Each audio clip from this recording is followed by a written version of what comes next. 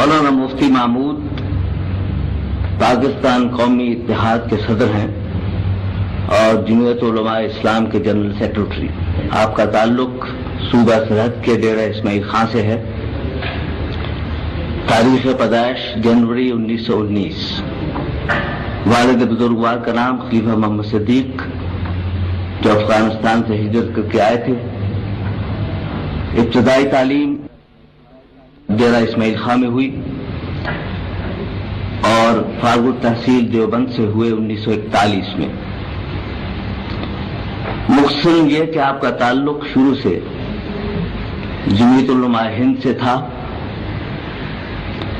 جو تحریک پاکستان کی حامی جماعت نہ تھی، کانگریس کی حامی جماعت تھی. جماعت کو نظریاتی اختلاف تھا تحریک پاکستان سے. اس جماعت نے ہندوستان چھوڑ دو کی تحریک میں بھی حصہ لیا، خود مفتی صاحب نے بھی اس میں حصہ لیا. پاکستان بننے کے بعد نظریاتی اختلاف جاتے رہے اور قومی استحکام کے سلسلے میں، جمہوریت کے سلسلے میں مولانا کی جو خدمات ہیں وہ کسی سے چھپی ہوئی نہیں ہیں. 52 میں پھر جمعیت علماء اسلام کے ساتھ وابستگی ہوئی اور 1953 کی ختم نبوت کی تحریک میں پیش رہے. عملی سیاست میں پھر حصہ لینا شروع کیا. اس دوران متحدہ محاذوں میں شامل رہے جمہوریت کی جدوجہد کے لیے. 4 بار قومی اسمبلی کے انتخاب لڑ چکے ہیں.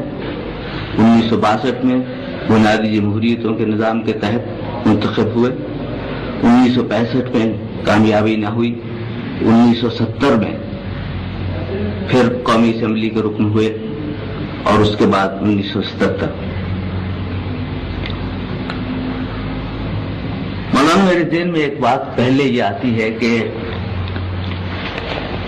آپ کی وابستگی جمعیت علماء ہند سے تھی، نظریاتی اختلاف تھا مسلم لیگ کی سیاست سے. اس کے بعد آپ نے بڑھ چڑھ کے حصہ لیا ہے نظریاتی استحکام کے سلسلے میں پاکستان بن جانے کے بعد. میرے ذہن میں یہ خیال آیا ہے کہ یہ ذہنی سوچ جو آپ کی بدلی ہے اس کے محرکات کیا تھے؟ یہ در حقیقت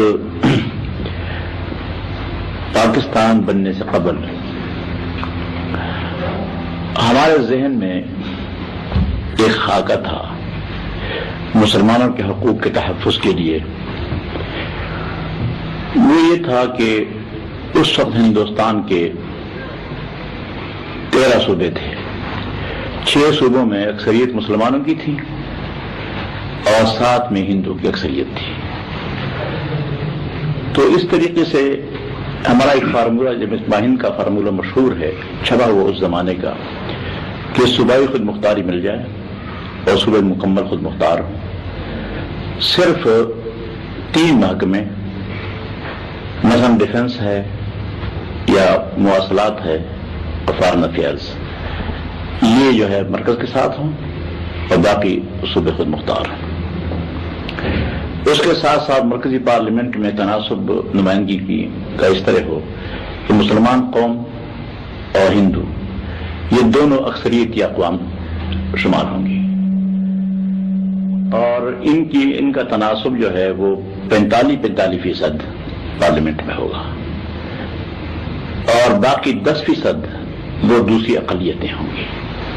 تو اس طریقے سے خیال یہ تھا کہ ہندوستان ایک بھی رہے گا اور مرکزی پارلیمنٹ میں جو حقوق کے ضائع ہونے کا خطرہ تھا وہ بھی ٹل جائے گا اور صوبوں کی خود مختاری سے باقی مسلمانوں کے مسائل جو ہیں وہ بھی حل ہو جائیں گے. اور یہ تجویزیں جو ہیں بہرحال اس وقت ذہن میں ابھرتی تھیں. چنانچہ ایسا بھی ہوا کہ جب شملہ کانفرنس میں وہ ایک وفد آیا تھا لارڈ پیٹرک لارنس کا یا سر اسٹیفورڈ کرپس وغیرہ کا، تو ان سے جو فیصلہ ہوا تھا تو اس میں یہ تھا گروپ بنائے گئے تھے اے اور بی اور سی، لیکن پورے ہندوستان کو ایک رکھنے کا منصوبہ تھا اس وقت. اس کو مسلم لیگ نے بھی تسلیم کر لیا تھا اور کانگریس نے بھی تسلیم کر لیا تھا. غرض یہ ہے کہ مسلمانوں کے حقوق کے تحفظ کے لیے ہمارا بھی ایک فارمولہ تھا اس وقت یہ نہیں کہ ہم مسلمانوں کے حقوق کے تحفظ سے غافل تھے یا ہندو کے مظالم یا ان کی زیادتیاں جو ہو رہی تھی اس سے ہم مطمئن تھے، ایسی کوئی بات نہیں تھی، ہم بھی اس کا خیال کر رہے تھے، لیکن ہمارا ذہن میں خاکہ اور تھا جی۔ اس کے بعد جب پاکستان کے لیے مسلمانوں کی اکثریت نے فیصلہ دے دیا اور پاکستان بن گیا، تو پاکستان بن جانے کے بعد ایک قطعی فیصلہ تھا مسلمانوں کا، جیسے کہ جمہوری اصول یہ ہیں کہ میجارٹی کا فیصلہ جو ہے وہ لازماً تسلیم کرنا پڑتا ہے، تو ہم نے فیصلہ تسلیم کیا، اور پاکستان بن جانے کے بعد سب سے پہلے ہماری جماعت نے اعلان کیا کہ اب ہم اس کے بعد پاکستان کو تسلیم کرتے ہیں اور پاکستان کے استحکام کے لیے، اس کی ترقی و بقا کے لیے، اس کے نظریے کے لیے ہم جان توڑ کوشش کریں گے۔ اور اس طریقے سے یعنی مرکزی جمعیت علماء ہند کی طرف سے بھی ہمارے پاس یہ خطوط آئے اور انہوں نے کہا کہ آپ اپنی ثابت پر کام کریں، اور یہ کہا کہ اب پاکستان بن چکا ہے، اب نہ ہم نے اس سے اختلاف کرنا ہے اور نہ تم نے اختلاف کرنا ہے، واضح بھی ہدایت تھی۔ چنانچہ ہم نے پاکستانی کی حیثیت سے، چونکہ ہماری پیدائش یہاں کی تھی، ہم تو یہاں کے تھے، اپنے ملک کی آزادی کے لیے کوشش کر رہے تھے، تو ہمارا ملک تو یہی تھا جہاں ہم پیدا ہوئے تھے، تو اسے لازماً ہمیں پاکستان کی بقا و سالمیت کے لیے اور اسلامی نظریہ حیات کے لیے جو بنیاد ہے پاکستان بنانے کی، اس کی حمایت کی، اور 31 سال سے اس پر ہم گامزن رہے ہیں، اور ہم نے جو خدمت ہم سے ہو سکی وہ حقیقی خدمات پاکستان کے لیے پیش کی۔ مولانا اسی سلسلے میں میرے ذہن میں ایک سوال پیدا ہوتا ہے کہ پاکستان اسلام کے نام پر بنا، اور آپ نے بھی فرمایا کہ آپ نے بھی اسلام کی اس وقت سے خدمت کر رہے ہیں۔ سوال یہ پیدا ہوتا ہے کہ اس پاکستان میں نظام اسلام کا معاشی نظام کس طرح سے نافذ کیا جاتا ہے؟ اول تو وہ ہے کیا، اور پھر یہ کہ اس کے کیا نتائج مرتب ہوں گے؟ اصل میں حقیقت یہ ہے کہ پاکستان کے مسلمانوں نے پاکستان میں اسلامی نظام کی ترویج، اس کی تنفیذ کے لیے کوئی خاص توجہ نہیں تھی، اور پتہ نہیں کہ اس میں رکاوٹ کون تھے۔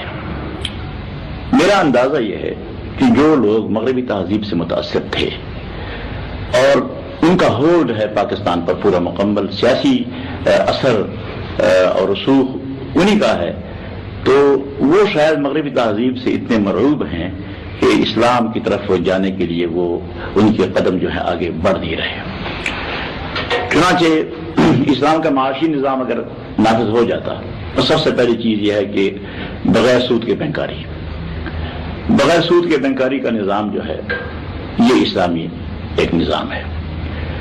اب اس وقت نہیں، بہت کافی زمانے پہلے بہت سے ملکوں میں ایسے بینک قائم کیے گئے ہیں کہ بغیر سود کے چل رہے ہیں اور اسلامی اصول کے مطابق چل رہے ہیں۔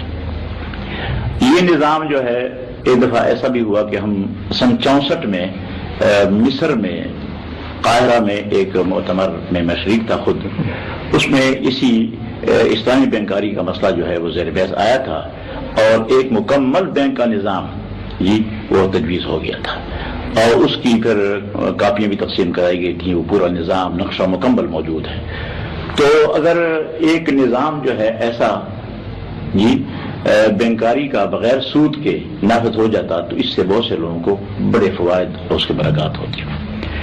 اس کے علاوہ میں یہ بھی عرض کر دوں کہ اسلام میں معاشی مشکل پیش آتی ہی نہیں، بنیادی طور پر وہ یہ ہے کہ اسلام میں زکوٰۃ ہے، اسلام میں عشر ہے، اسلام میں عشر اور زکوٰۃ کے سوا باقی بھی حقوق ہیں، ہمسائے کے حقوق۔ چنانچہ حدیث میں آتا ہے من کان منکم یؤمن باللہ والیوم الآخر فلیحسن الی جارہ، کہ تم میں سے ایک جو شخص آخرت پر اور اللہ پر ایمان رکھتا ہے وہ اپنے ہمسائے کے ساتھ احسان کرے۔ ایک حدیث میں آتا ہے جناب نبی کریم علیہ الصلوۃ والسلام نے فرمایا لیس المؤمن الذی یبیت شبعان وجارہ فی جنبہ جائع، کہ وہ شخص مومن نہیں ہے کہ خود اپنا پیٹ بھر کر سو جائے اور اس کا ہمسایہ بھوکا ہو، اس کے پہلو میں سویا ہوا ہو بھوکا، وہ مومن نہیں ہے۔ چنانچہ صحابہ کرام نے اس کی نظیر ہمیشہ پیش کی، مثالیں موجود ہیں، اور قرآن کریم میں صحابہ کرام کی صفت یہ آئی ہے وَيُؤْثِرُونَ عَلَىٰ أَنفُسِهِمْ وَلَوْ كَانَ بِهِمْ خَصَاصَةٌ، کہ وہ اپنے اوپر ترجیح دوسروں کو دیتے ہیں اگرچہ خود بھوکے ہوتے ہیں۔ اگر مسلمانوں کے اتنے بلند اخلاق ہوں جی کہ ایک شخص اپنے منہ سے نوالا نکال کر دوسرے کے منہ میں ڈالتا ہے اگر، اور کسی شخص سے دوسرے کی بےمائگی خستگی دیکھی نہیں جاتی، اور مسلمان میں اتنا تعلق ہے، اخوت اور برادری کا تعلق ہے کہ وہ ایک دوسرے پر جان دیتے ہیں، تو میں سمجھتا ہوں پھر یہ اونچ نیچ کا مسئلہ ختم ہو جاتا ہے، اور یہ معاشی کوئی مسئلہ ہمارے ملک پیدا نہیں ہوگا۔ ایک آدمی اگر کچھ اس کے پاس ہے وہ دوسرے کو کھلائے تو 50% سے زیادہ مسئلہ جو ہے ہمارا معاشی اخلاق کی بلندی سے، اسلامی اصول پر عمل کرنے سے حل ہو جاتا ہے۔ میں آپ سے یہ دریافت کرنا چاہوں گا کہ کیا اسلامی معاشی نظام میں صرف بلا سود بینکاری ہی کافی ہے، یا ربا کی اور شکلیں جو ہیں وہ زیادہ ظلم کی شکل میں موجود ہیں اور عام آدمی کو زیادہ پریشان کرتی ہیں؟ تو ان کو کیسے دور کیا جا سکتا ہے؟ اور دوسرے یہ کہ ریاست پر بھی تو کچھ حقوق عائد ہوتے ہیں معاش کے سلسلے میں، مثلاً افراد کے روزگار کا حق ایسا کہ اگر کوئی بے روزگار ہو تو وہ اسٹیٹ سے عدالت کے ذریعے سے وہ حاصل کر سکے، لازمی ہو اس کے لیے، یہ بھی کچھ صورت ہے۔ تو یہ کس طرح سے آپ یہ صورتحال یہ ہے کہ اسلامی حکومت جو ہوتی ہے، حکومت کی ذمہ داری ہوتی ہے کہ کوئی شخص ملک میں بھوکا نہ رہے، اس کو زندگی کی ضروریات مہیا کی جائیں، یہ حکومت کی ذمہ داری ہے۔ چنانچہ آپ کو معلوم ہے کہ تاریخی واقعات ہیں کہ حضرت عمر فاروق رضی اللہ تعالیٰ نے اپنے دور خلافت میں آٹے کی بوری بیت المال سے اٹھا کر گھروں تک خود پہنچائی ہے، اور آپ نے فرمایا ایک مرتبہ کہ لو مات الکلب جوعا علی شط الفرات لکان عمر مسئولا عنہ یوم القیامہ، کہ اگر دریائے فرات کی حکومت کا فرض ہے کہ لوگوں کی ضروریات کی کفیل ہو، حکومت کے معنی یہ ہیں کہ ضروریات کی کفالت کریں۔ کیا آپ نے آپ ایک قومی اتحاد کے صدر ہیں جو کافی جماعتوں کا ایک اتحاد ہے، اس کے پروگرام میں کوئی ایسی بات شامل ہے کہ آپ اس کو اس طرح سے، آپ نے کچھ اس کی اسٹڈیز کرائی ہیں کہ اس کو آپ کس طرح سے امپلیمنٹ کریں گے، کس طرح اس کو نافذ کریں گے، اور دستور میں اس طرح سے کیا؟ اس میں یہ ہے کہ ہم لوگوں کو جو کاروبار کر سکتے ہیں، جو محنت کر سکتے ہیں، ان کو تو ہم کاروبار مہیا کریں گے لازماً، اور جو لوگ کاروبار کرنے کے اہل نہیں ہیں، اپاہج ہیں جی، اندھے ہیں، معذور ہیں تو یا بچے ہیں، ان لوگوں کے لیے ہم حکومت سے وظیفے مقرر کریں گے لازماً، اور ہم زکوٰۃ وصول کریں گے لازماً، اور زکوٰۃ کی وصولی کرنے کے بعد اور عشر وصول کریں گے، اس کو پھر ان مصارف پر خرچ کریں گے جو مصارف قرآن کریم نے بتائے ہیں۔ اس میں یتامہ کا مسئلہ بھی ہے، اس میں مساکین کا ہے، فقراء کا ہے، مسافروں کا ہے، سارا اس میں ہے۔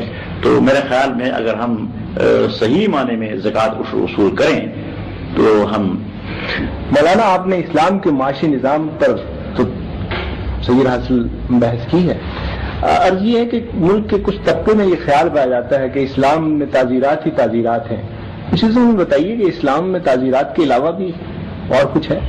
اصل میں اسلام ایک اخلاق کی بلندی کا دین ہے، جس میں اخلاق بلند ہوتے ہیں، جس میں انسانیت اجاگر ہوتی ہے۔ انسانیت کو صحیح معنی میں انسانی شکل میں پیش کرنا یہ ہے اسلام، اور فطری طور پر انسان کی جو فطرت ہوتی ہے وہی دین اسلام ہے۔ تو اسلام معاشیات کے لیے، معاشرتی امور کے لیے، معاملات، اخلاق اور اس سب کا سبق دیتا ہے، لیکن ان سب کی ضرورت ہے کہ اگر کوئی شخص اسلام کے اصول کی خلاف ورزی کرے تو اس کی تعزیر بھی ہونی چاہیے لازماً۔ پھر اس میں دو قسم کے جرائم ہوتے ہیں، ایک معمولی قسم کے جرائم، ایک غیر معمولی۔ غیر معمولی جرائم کے لیے اللہ تعالیٰ نے صرف 4 جرائم کے لیے مقرر کی سزائیں خود اللہ نے مقرر کی ہیں، جس کا نام حدود ہے، اور جو سزائیں اللہ تعالیٰ نے تفویض کر دی قاضی یا حاکم کی طرف کہ وہ سزا میں کم بیشی بھی کر سکتا ہے، معاف بھی کر سکتا ہے، اسے تعزیر کہتے ہیں۔ اب اسلامی حدود جو ہے یہ ٹھیک ہے کہ چونکہ وہ اللہ کی طرف سے مقرر کردہ سزائیں ہیں، اس میں کوئی ترمیم نہیں ہو سکتی، کم بیشی نہیں ہو سکتی، معاف اس کو کسی کو معاف کرنے کا حق نہیں ہے، لیکن اس میں یہ ہے اسلام کا بنیادی مسئلہ کہ حدود کی سزائیں در حقیقت تخویف، ڈرا دینا، یہ اس کا مقصد ہے۔ یہ مقصد نہیں کہ وہ لازماً نافذ کرا کے ایک آدمی پر وہ سزا جاری کر دی جائے، یہ اسلام کا مزاج نہیں ہے۔ چنانچہ اسلام کا مزاج یہ ہے، حضور نے فرمایا صلی اللہ علیہ وسلم ادرؤوا الحدود ما استطعتم، کہ تم حدود کو ٹالتے رہو، دفع کرتے رہو جتنی تمہاری طاقت ہو، جتنی تمہاری طاقت ہو۔ فقہا کا متفقہ مسئلہ ہے کہ الحدود تندرع بالشبہات، کہ حدود جو ہے وہ مٹ جاتے ہیں شبہات سے، شبہ آ گیا تو حد ختم۔ میں اب اتحاد کے بارے میں پوچھنا چاہ رہا تھا جی فرمائیے۔ کہ اتحاد پاکستان میں بنتے رہے ہیں مختلف ضرورتوں کے تحت، سی او پی بنا، اس کے بعد ڈیک بنا، یو ڈی ایف بنا، اس کے بعد پی این اے بنا ہے، تو عام طور سے یہ سمجھا جاتا ہے کہ یہ اس طرح کے جو سیاسی جماعتوں کے اتحاد ہوتے ہیں وہ وقتی ضرورت کے تحت بنتے ہیں، اور جب وہ ضرورت ختم ہو جاتی ہے تو ان کا ختم ہو جانا ایک فطری بات ہے، کوئی بری بات نہیں ہے اس میں۔ لیکن آپ کا اتحاد جو ہے وہ اس کے بعد بھی قائم ہے، اس کے قائم رہنے کے بارے میں بار بار کہا بھی جا رہا ہے، تو اگر اس کو آپ کو مستقل شکل دینا چاہتے ہیں تو اس کی تو وہ ایک ہی صورت ہو سکتی ہے کہ آپ اسے ایک پارٹی بنا لیں، اور اگر یہ ممکن نہیں ہے تو کیا یہ ایک نارمل بالکل فطری بات نہیں ہوگی کہ اتحاد کی پارٹیز جو ہیں وہ اپنی واپس چلی جائیں اگر ضرورت ختم ہو؟ نہیں، اس میں اصل بات یہ ہے کہ ایک قومی اتحاد کے بناتے وقت ہمارے سامنے دو بڑے مقصد تھے، جیسے میں نے اس نے بھی عرض کیا تھا کہ دو مقصد تھے، ایک مقصد تھا مثبت اور ایک منفی۔ منفی مقصد ہمارا وہ یہ تھا کہ ہم اس ظالم حکومت سے نجات حاصل کرانا چاہتے تھے کہ قوم کو اس سے نجات مل جائے، اس کے مظالم انتہا کو پہنچ چکے تھے، اور اس کا مقابلہ جب تک پوری قوم متحدہ ہو کر نہیں کرے گی تو وہ نجات ملنی مشکل ہوگی۔ تو ایک تو وہ مسئلہ تھا ہمارے سامنے۔ دوسرا مسئلہ یہ تھا کہ ہم فری اور فیئر الیکشن کے ذریعے سے اسلام کے لیے منتخب نمائندوں کے ذریعے سے وہ نظام نافذ کرنے کے لیے مثبت کام کریں۔ دو مقاصد ہمارے پیش نظر تھے۔ چنانچہ اس وقت جب انتخابات ہوئے سن 77 میں، گزشتہ سال، تو انتخابات میں اتنی عظیم دھاندلی ہوئی جس کی شاید جمہوری تاریخ میں آپ نے پڑھا نہیں ہوگا، اور نہ جمہوری دنیا میں سے کوئی مثال مل سکتی ہے۔ اس دھاندلی کے بعد ہم نے اسی دونوں مقاصد کے لیے ایک تحریک شروع کی تاکہ ہم یہ اسمبلی ٹوٹ جائیں اور ان کے ڈیزالو ہونے کے بعد ہم نئے انتخابات کرائیں، اور انتخابات کے ذریعے سے دونوں مقاصد ہمارے پورے ہو جائیں، منفی بھی اور مثبت بھی۔ تو یہ ہمارا مقصد تھا۔ لیکن درمیان میں ایسی بات ہوئی کہ تاریخ چلی اور تاریخ میں لوگ شہید ہوئے، بھٹو صاحب نے وہ مظالم کیے جو قوم پر ایسے کرنے نہیں چاہیے تھے، بہت زیادہ تاریخیں چلتی ہیں، پرانے مظاہرے تھے لیکن انہوں نے اس پر گولی چلائی، لاٹھی چارج کیا، آنسو گیس کی بم اس پر پھینکے، اور اتنا کشت خون ہوا اس ملک میں، اور لوگوں نے بڑی قربانیاں دی، جیلیں ساری بھر دی، جیلوں میں جگہ نہیں تھی۔ آخر اس کے نتیجے میں یہ ہوا کہ ماشاءاللہ لاگو ہو گیا۔ ماشاءاللہ کے آنے کے بعد ضمناً ہمارا ایک مقصد جو ہے وہ پورا ہو گیا اس کے آنے کے بعد، لیکن دوسرا مقصد جو ہے وہ بھی باقی ہے۔ وہ پہلا مقصد جو ہے میں نے کہا ضمناً پورا ہوا۔ ضمناً اس لیے میں کہتا ہوں کہ پیپل پارٹی جو ہے اس کو ابھی تک ہم نے پوری شکست نہیں دی، بلکہ عام طور پر لوگ سمجھتے ہیں کہ پیپل پارٹی کی طاقت جو ہے پنجاب کے دیہات میں زیادہ ہے، لوگ یہ سمجھتے ہیں۔ تو ایک تو وہ مقصد منفی بھی کچھ پورا ہوا ہے، اور جو حقیقی طور پر یعنی ملک دشمن جماعت تھی ہماری نظر میں، وہ اب بھی اس کا ہولڈ ایک حد تک ہے، اگرچہ ہم سمجھتے ہیں کہ ہم میں صلاحیت ہے کہ اگر انتخابات آزادانہ ہوئے تو ہم لازماً اس شکست دیں گے اور شکست سے فاش دیں گے، اور لیکن بہرحال پھر بھی اس اتحاد کی ضرورت ہے۔ اگر ہم آج منتشر ہو جاتے ہیں، ایک ایک ہو جاتے ہیں، تو شاید ہم پارٹی کو آئندہ بھی شکست نہ دے سکیں، یہ خطرہ ہے۔ تو وہ مقصد بھی ہمارا اس وقت مکمل ہوگا، منفی مقصد، کہ جب ہم اکٹھے رہیں۔ اس کے بعد نظام مصطفیٰ کا مسئلہ بھی ایسا ہے، اگر ہم منتشر ہوئے، ہم آئندہ اسمبلی میں میجارٹی حاصل نہ کر سکے تو وہ مقصد بھی یقیناً پورا نہیں ہو سکے گا۔ تو میں یہ سمجھتا ہوں کہ ایک تو ہمارے دونوں مقاصد ابھی تک پورے نہیں ہوئے۔ یہ کہنا کہ مقصد پورا ہو گیا، ضرورت پوری ہو گئی، ضرورت پوری نہیں ہے، نمبر ایک۔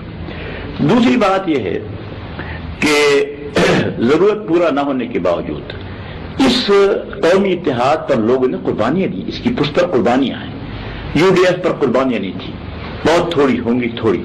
اس کے پہلے ڈیک میں جی دوسرے جو محاذ تھے ان میں قربانیوں کی یہ صورتحال نہ تھی جو اس دفعہ اس تحریک کے بعد ہوئی. اس سے اس قربانیوں کا تقاضا بھی ہم سے یہ ہے کہ جب تک مقاصد پورے نہ ہو ہم اکٹھے رہیں. اب مجھے تعجب یہ ہو رہا ہے کہ عجیب بات یہ ہے کہ جب ایک منشور ہے ہمارا اور منشور ہم نے طے کیا ہے، یہ جے یو پی، تحریک استقلال، این ڈی پی، تینوں جماعتیں ہمارے ساتھ تھیں اور ہم نے متفقہ طور پر ایک منشور پاس کر کے قوم کو دیا. وہ منشور ہمارا موجود ہے. جب منشور ایک ہوتا ہے تو پھر انتخابی مقابلے کا انسان سوچ نہیں سکتا کہ منشور تو میرا اور آپ کا ایک ہے اور پھر انتخابات میں ہم مقابلہ بھی کریں. تو یہ تینوں جماعتیں یا تو یہ اعلان کریں کہ ہم نے منشور چھوڑ دیا ہے، ہم ایک نیا منشور تیار کر رہے ہیں، منشور ہم اس سے منحرف ہو گئے ہیں، یہ اعلان کر دیں قوم کے سامنے، پھر ٹھیک ہے وہ نکلیں. اور منشور بھی وہی. اس لیے میں تو سمجھتا ہوں کہ منشور ہمارا ایک ہے اور پھر دوبارہ اگر رجوع کر لیں، واپس آ جائیں تو ہم قبول کرنے کے لیے تیار ہیں. لیکن اس سے یہ نتیجہ وہ بھی نکال سکتے ہیں کہ صاحب آپ نے روگردانی کر لی ہے منشور سے، آپ یہ نتیجہ نکال سکتے ہیں کہ انہوں نے روگردانی کی ہے. یہ جو آپ چاہتے ہیں کہ وہ اعلان کریں کہ ہم منشور کے ساتھ لا تعلقی کا اظہار کریں، لیکن وہ تو بنیادی باتیں ہیں جن پہ آپ نے اتفاق کیا تھا، اس سے اعلان کیا معنی رکھتا ہے انکار کا؟ نہیں، اس میں یہ ہے کہ میں تو یہ کہتا ہوں کہ ہم نے تو انحراف نہیں کیا. جمہوری اصول کے مطابق فیصلہ میجارٹی کا ہوتا ہے، تو میجارٹی تو ہمارے ساتھ ہے. پھر وہ تین پارٹیاں بھی کوئی ایسا نہیں کہ متفقہ طور پر کسی منصوبے کے تحت الگ ہوئے، ایک جماعت الگ ہوئی از خود، پھر دوسری، پھر تیسری. ان کا بھی عزم اتفاق تو ہے نہیں، الگ الگ ہوئے. تو میں یہ سمجھتا ہوں کہ منشور جو ہے جب تک ہمارا ایک ہے، یعنی وہ نیا منشور بنائیں لیکن یہ اعلان ضرور کریں کہ ہم قومی اتحاد سے اس لیے منحرف ہو گئے کہ ہم ان کا منشور ہمیں قبول نہیں ہے ایک، یا پھر وہ یہ اعلان کریں کہ قومی اتحاد نے اپنے سابقہ منشور مواعید سے انحراف کیا، یہ ثابت کریں. ابھی تو ایسی زبانی باتیں ہیں کہ کہتے ہیں دیکھو وہ نظام مصطفیٰ سے انہوں نے انحراف کر دیا. ان جماعتوں میں سے کئی کو یہ اعتراض ہے کہ آپ نے حکومت میں شمولیت اختیار کی اور اس پہ وہ اصول کی بنیاد پہ اعتراض کرتے ہیں. میں لیکن اس اعتراض کے بارے میں نہیں پوچھنا چاہ رہا. اصل میرا سوال یہ ہے کہ جب آپ نے شمولیت اختیار کی تھی تو اس سے پہلے بھی اور جب شمولیت اختیار کی تھی اس وقت بھی آپ نے یہ کہا کہ ہم یہ طے کر کے جا رہے ہیں کہ یہ با اختیار کابینہ ہوگی اور اس میں وزراء جو ہیں با اختیار ہوں گے. لیکن انہوں نے وہاں جانے کے کچھ دن بعد ہی آپ کے وزراء جو ہیں انہوں نے اپنے بے اختیار ہونے کا ذکر بار بار شروع کیا اور کہا کہ جی ہمیں کام کرنے کا موقع نہیں دیا جاتا اور ہمیں کوئی اختیار نہیں ہے. تو ان دونوں باتوں میں اتنے کم وقفے کے اندر یہ دو بالکل مختلف صورتحال نظر آتی ہیں. اس کے بارے میں ذرا کچھ. اس میں دیکھیے دو باتیں ہیں. ایک تو یہ ہے کہ ان پارٹیوں کا، تین پارٹیوں کا ہم سے الگ ہو جانا. دو پارٹیاں تو اس وقت ہو گئی تھیں کہ ہم نے حکومت شمولیت کا فیصلہ نہیں کیا تھا. حکومت میں شمولیت کے فیصلے سے قبل وہ دونوں پارٹی الگ ہو گئی. تیسری پارٹی این ڈی پی جو ہے ان کا اعتراض یہ تھا کہ حکومت شمولیت نہیں کرنی چاہیے، یہ اعتراض تھا.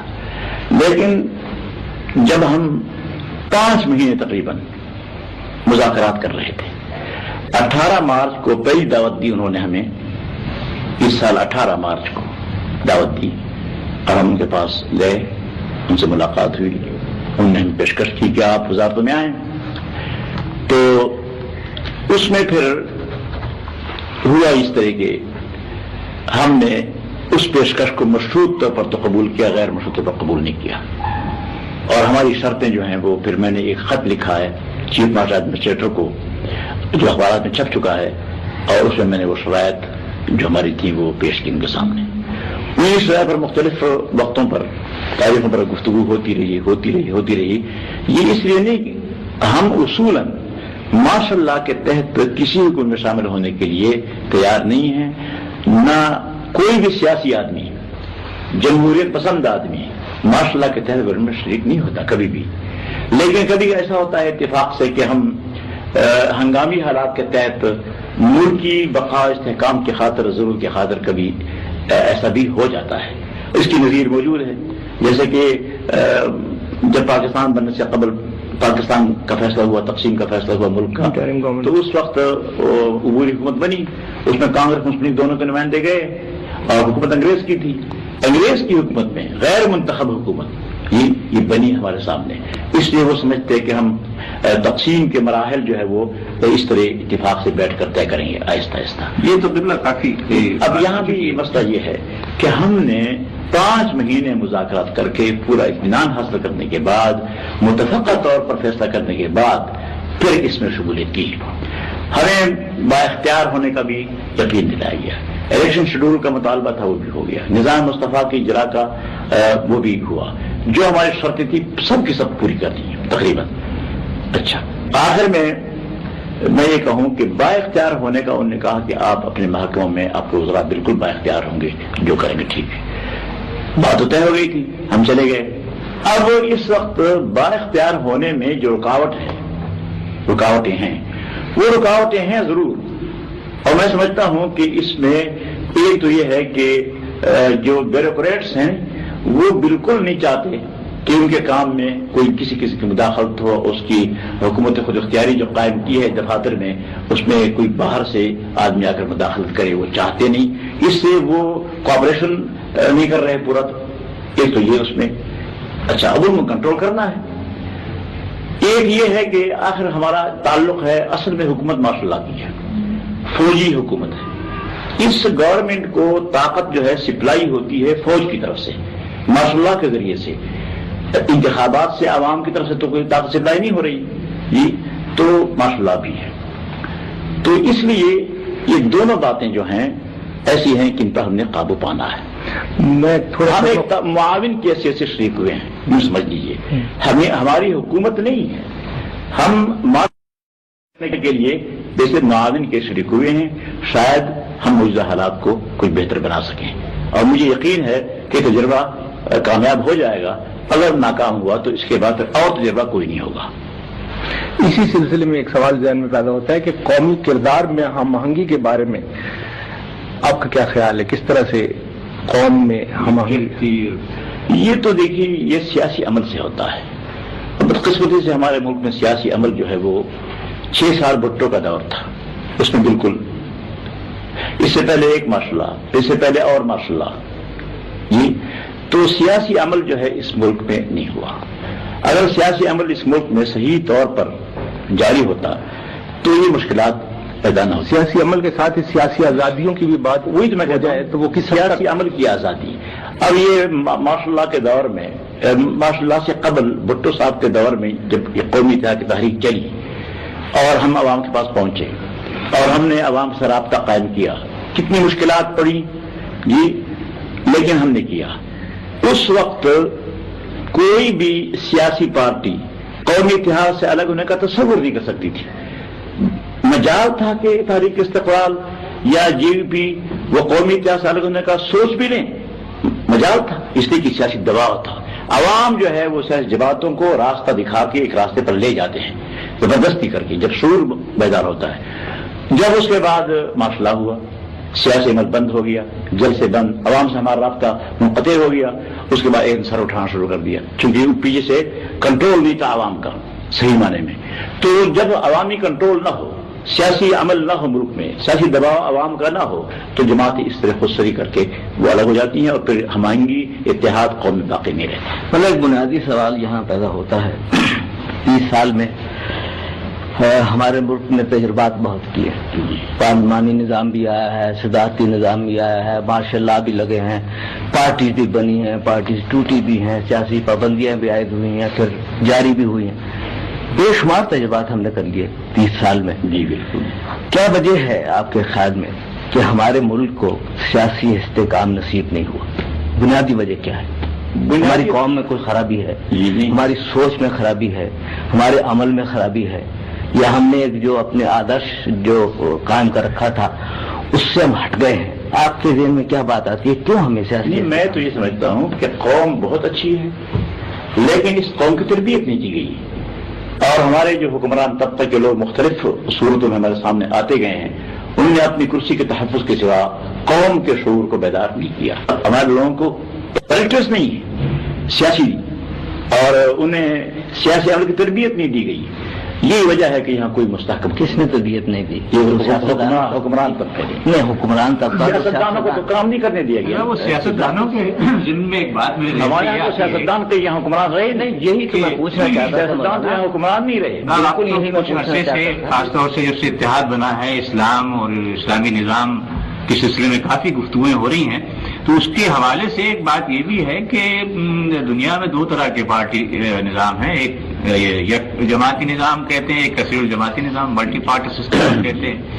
تو ایک اسلامی ریاست میں آپ کے خیال میں کوئی ملٹی پارٹی سسٹم کوئی اس کے منافی ہے، یا یہ کہ یک جماعتی سسٹم اس سے زیادہ قریب ہے، یا پاکستان کے حالات میں کو بھی پیش نظر رکھتے ہوئے؟ ایسی بات نہیں. اس میں کوئی اسلام کی صریح نصوص کتاب و سنت کے ایسے نہیں ہیں کہ اس میں کوئی سیاسی پارٹی بنانا کوئی جرم ہے. ایسی بات نہیں ہے. ہم خیال لوگ اکٹھے ہو جائیں، جماعت بنا لیں، اتنے فرق نہیں پڑتا. اور پھر اس کے ساتھ ساتھ یہ ہے کہ ون پارٹی گورنمنٹ میں بھی متضاد خیالات ہوتے ہیں. یہ نہیں ہوتا ون پارٹی گورنمنٹ مجبوری سے اس پارٹی کو تو جوائن کر لیتے ہیں، لیکن ذہن کا اتحاد نہیں ہوتا. وہاں بھی لڑائی جھگڑے پارلیمنٹ وغیرہ میں ہوتے رہتے ہیں. تو میں سمجھتا ہوں کہ ہمیں مکمل طور پر اس قوم کو آزادی دینی چاہیے تاکہ وہ آزاد آزادی کی تربیت حاصل کرنے کے بعد یہاں پر صحیح حکومت چلا سکے.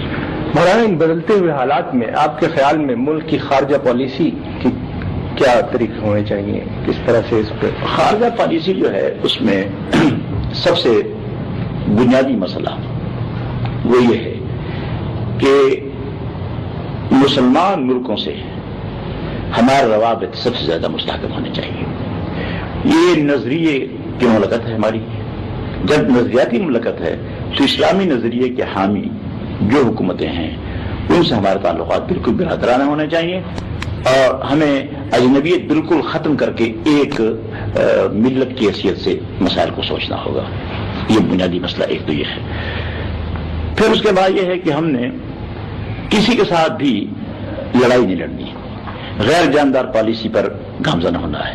میں سمجھتا ہوں کہ یہ دفاعی معاہدے جس پہ ہم گرے ہوئے ہیں ان سے ہمیں نکل جانا چاہیے. یہ بڑی طاقتوں کی جو آپس میں چپکلش ہوتی اس میں ہمیں غیر جاندار رہنا چاہیے. مکمل طور پر ہم کسی کا اعلی کار بننے کے لیے تیار نہیں. ہمیں اپنے پاؤں پر کھڑا ہونا چاہیے. اور بہت سے ہم سے چھوٹے چھوٹے ملک، ہم سے زیادہ بے بس ملک، وہ غیر جاندار ہیں اور اس پہ وہ بھی گزارا کرتے ہیں.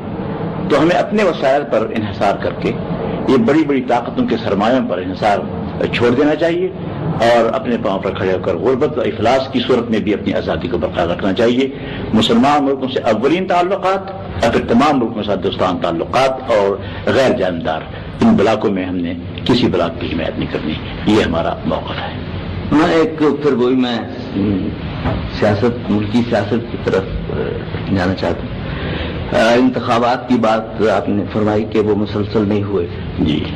تو اب تو ایک ہے آپ کی کمٹمنٹ بھی ہے اور جی حکومت کی کمٹمنٹ بھی ہے کہ انتخابات تو ہوں گے. تو آپ کے خیال میں اب بھی کوئی امکان ہے یا خدشہ ہے کہ کسی طرح سے کوئی رکاوٹ پیدا ہو انتخابات؟ میرے خیال میں تو نہیں ہے. کوئی نہیں ہے. تو مثبت نتائج کی امید ہے. امید ہے کہ مارچ تک بہرحال یہ ہو جائے گا انشاءاللہ. اسی سلسلے میں ایک سوال پھر وہ لوکل باڈیز کے معاملات کا بھی آتا ہے. جی. تو سوچ یہ ہے کہ لوکل باڈیز کے انتخابات قومی انتخابات سے پہلے ہوں یا بعد میں ہوں، یا اگر بعد میں ہوتے ہیں تو فوری طور پہ لوکل باڈیز کا انتظام کس طرح چلے، کوئی اس میں اس سلسلے میں آپ کی حکومت ہمارا جو قومی اتحاد کا موقف ہے جی یہ بالکل واضح ہے. ہمارا موقف یہ ہے کہ انتخابات اس ملک کے اگر ممکن ہیں، حالات سازگار ہیں، تو سب سے پہلے قومی اسمبلی کا انتخاب کرنا ضروری ہے.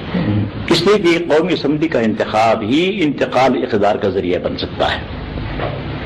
اور ہم جمہوری کی طرف جا سکتے ہیں، ماشاءاللہ ختم ہو سکتا ہے اور جمہوری کی طرف آ سکتے ہیں. بلدیاتی انتخابات سے تو حکومت تبدیل نہیں ہوتی. وہ تو پھر وہی بات ہوئی. تو بلدیاتی انتخابات اس میں بھی پاکستان کا ہر آدمی ووٹر ہوگا، ہر شہری ووٹر ہوگا. ووٹ اس میں بھی ڈالے جائیں گے. محلے محلے میں لڑائیاں اس میں ہوں گی. یہ قومی اسمبلی کے انتخاب میں تو حلقے وسیع ہوتے ہیں، نہیں 2 آدمی مثلا مقابلے میں 3 آدمی کھڑے ہیں، وہ تو اس میں انٹرسٹڈ ہوں گے، لیکن عوام اتنا زیادہ نہیں ہوتے. اور یہ جو بلدیاتی انتخاب میں جو محلے محلے میں لڑائیاں ہوں گی، یہ زیادہ خطرناک ہیں. تو اگر بلدیاتی انتخابات میں ہر شہری ووٹ استعمال کر سکتا ہے پرامن طریقے سے تو قومی اسمبلی کے لیے کیوں نہیں کر سکتا؟ اس لیے اگر ہیں انتخابات تو سب سے پہلے قومی اسمبلی کے وہ لوکل باڈیز کے معاملے پہ کوئی عارضی انتظام آپ کے ذہن میں آتا ہے کہ جب تک انتخاب نہیں ہوتا یہ عارضی انتظام کر لیا؟ ہم اس کو قبول کرتے ہیں. ہم نے قومی اتحاد کی میٹنگ میں فیصلہ کیا تھا کہ ہم لوکل باڈیز کی ضرورت کے تحت عبوری دور میں نامزدگیاں قبول کرتے ہیں، لیکن اس شرط پر کہ صوبائی حکومتیں قائم ہوں. اچھا، صوبائی حکومتیں اگر قائم ہوں گی، اوپر سیکرٹریٹ جو ہے اس پر ہمارا کنٹرول ہوگا ایک حد تک جی، تو پھر ہم لوکل باڈیز میں بھی کام کر سکیں گے. لیکن صرف لوکل باڈیز میں جی جانے کے بعد جب صوبائی حکومت